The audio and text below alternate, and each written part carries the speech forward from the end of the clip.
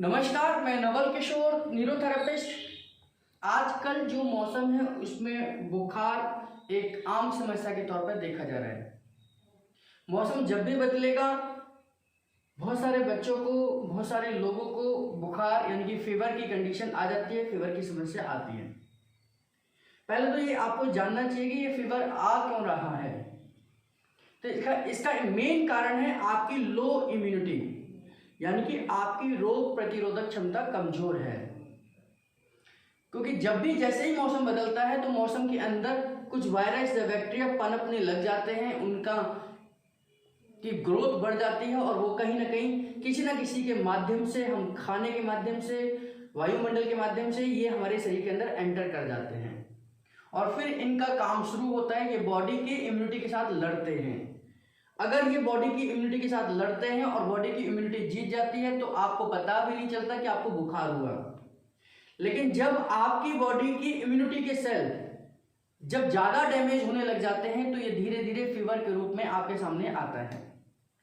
और हर प्रकार के फीवर से हमें डरने की कोई भी आवश्यकता नहीं होती, क्योंकि हमारी बॉडी का टेम्परेचर अगर देखा जाए तो एडल्ट में 97 से लेकर 99 फ़ारेनहाइट के बीच में होगा और बच्चों में ये 97 से लेकर 98 तक है। यानी कि अगर आपकी बॉडी का टेम्परेचर 99 या 98 के बीच में है तो आपको घबराने की कोई भी आवश्यकता नहीं है।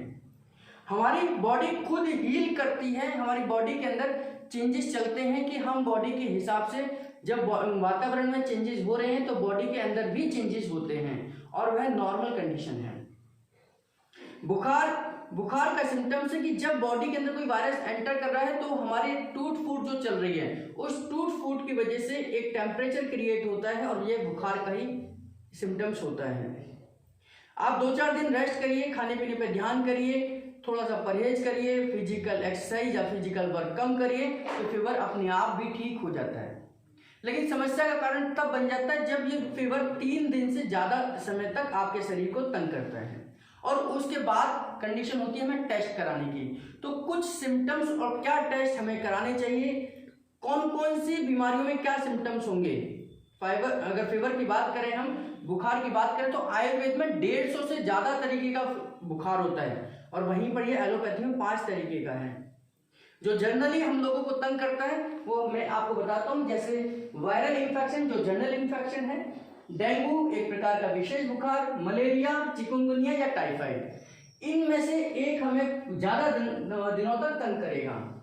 और ये सभी के सभी आपको तब टेस्ट करानी चाहिए या हम इनको तब आइडेंटिफाई करते हैं जब कम से कम 4 से 5 दिन आपको फीवर आ चुका है और वो नहीं जा रहा है। तो कुछ सिम्टम्स देखते हैं, मैंने यहाँ सिम्टम्स लिखे हुए हैं। यानी कि टेम्परेचर अगर मैं वायरल में बात करूँ तो 101 से लेकर 103 तक जा सकता है। डेंगू में 103 से लेकर 104 तक, मलेरिया में 102 से लेकर 104 तक और चिकनगुनिया में 102 से लेकर 103 तक जा सकता है। टाइफाइड में सेम 102 से लेकर 103 तक ये जा सकता है।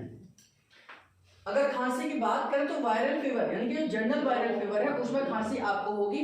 बाकी डेंगू, मलेरिया, चिकनगुनिया, टाइफाइड में खांसी का कोई सिम्टम्स नहीं होता। इसी प्रकार कभी जो ठंड लगती है, ठंड जो सबसे ज्यादा लगती है वो आपको मलेरिया में लगेगी, बाकी किसी फीवर में आपको ठंड लगने की यानी कि कपकपी के चांसेस कम से कम होते हैं। सबसे ज्यादा जो मलेरिया में आपको कपकपी के चांसेस होंगे। जुकाम आपको वायरल इन्फेक्शन में होगा, रनिंग नोज हो जाती है, बाकी किसी भी, ना तो डेंगू में, मलेरिया में, चिकनगुनिया में, टाइफाइड में, इसमें से जुकाम नहीं होगा। अगर जुकाम होगा तो ये जनरल जो वायरल है इसमें जुकाम की यानी कि रनिंग नोज के सिम्टम्स सबसे ज्यादा देखे जाते हैं।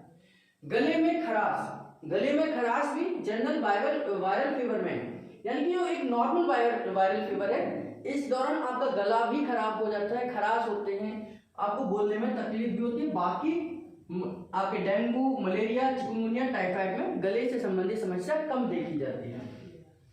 शरीर पर रेशेस, शरीर पर दाने दाने लाल कलर के होने लग जाते हैं, ये खास तौर से वायरल फीवर में तो नहीं होते लेकिन डेंगू में ये ज्यादातर देखे जाते हैं। डेंगू में जो रैसेस हैं शरीर के ऊपर, छोटे छोटे दाने हैं लाल कलर के, वो ज्यादा होते हैं, बाकी किसी भी बुखार में ऐसा नहीं देखा गया है।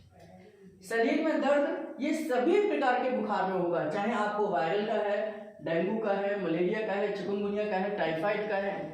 बॉडी पेन तो सभी बुखार में आपको तंग करती है। तो ये सिम्टम्स आपने देखे। विशेष क्या होगा किस प्रकार के बुखार में?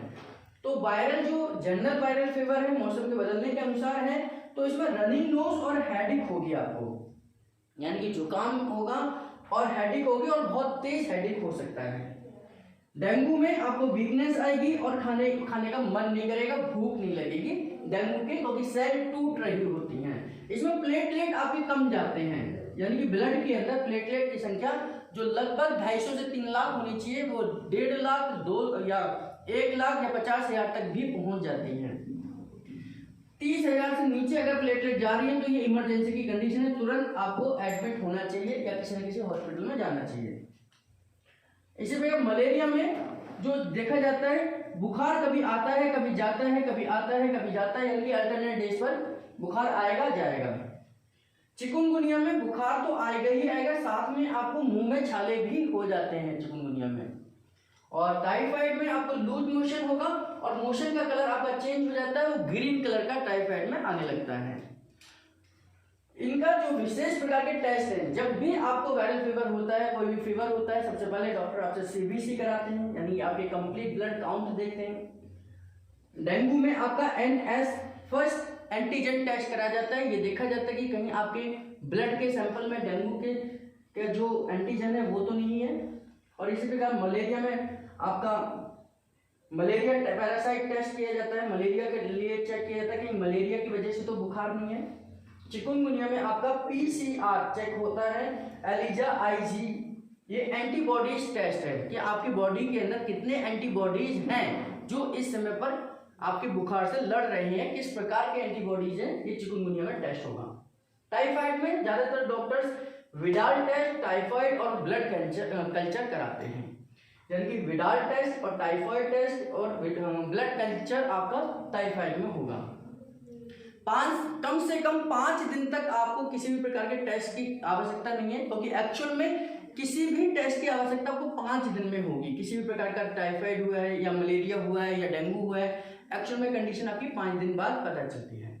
3 से लेकर 5 दिन तक बॉडी अपने आप को हील करने की कोशिश करती है। अगर 3 से लेकर 5 दिन तक बॉडी ने अपने आप को फिट कर लिया तो आपको घबराने की कोई आवश्यकता नहीं है। तो इस प्रकार से, और इसमें आपको परहेज करना है कि खाना बहुत लाइट कर देना है। खिचड़ी, दलिया, सूप, सब्जी, इन्हीं पर ही आपने अपने डाइट को रखना है। दूसरा, फिजिकल एक्सरसाइज से, फिजिकल वर्क से बचना है। पानी का इंटेक आप जितना ज्यादा कर सकते हैं करना है, बॉडी से टॉक्सिन्स निकलने चाहिए। इसके लिए अगर आपको सर्दी लग रही है तो गुनगुने पानी का इस्तेमाल करिए। अगर आपको सर्दी नहीं लग रही है, कपकपी नहीं है, तो फिर आप नॉर्मल पानी का इस्तेमाल करिए। धूप में बैठना है, अगर आपको अच्छा लगता है तो आप बैठ सकते हैं, नहीं तो धूप में बैठने की कोई आवश्यकता नहीं है। जितना बॉडी से आपका पसीना निकलेगा उतने आपके टॉक्सिन्स बाहर निकलेंगे, आपका टेम्परेचर उतनी जल्दी ठीक होगा। बुखार आपके शरीर में चल रही आपकी इम्यूनिटी की और वायरस की लड़ाई का नतीजा है, तो हमें इसको आराम से डील करना है, सही समय पर डील करना है और कोई भी बदपरहेजी नहीं करनी। तला हुआ भुना हुआ खाना नहीं खाना, कोई भी गारिश भोजन नहीं लेना, नॉनवेज का बिल्कुल परहेज करना है। और इजी डाइजेस्ट जो हो जाए, जैसे कड़ी, राजमा, छोले, चावल, इनका उपयोग बिल्कुल नहीं करना। खिचड़ी, दलिया या हरी सब्जियों का इस्तेमाल करिए, सूप पीजिए, जूस लीजिए और पेट को फिट रखिए। जितनी जल्दी पेट ठीक होगा, जितना अच्छा पेट होगा आपका, आप उतनी ही जल्दी वायरल से उभर कर ठीक हो सकते हैं। इस जानकारी को अधिकतम लोगों तक शेयर करें ताकि वह भी इस चीज़ का लाभ उठा सकें। हमारे साथ जुड़े रहने के लिए, बने रहने के लिए आप सबका बहुत बहुत धन्यवाद।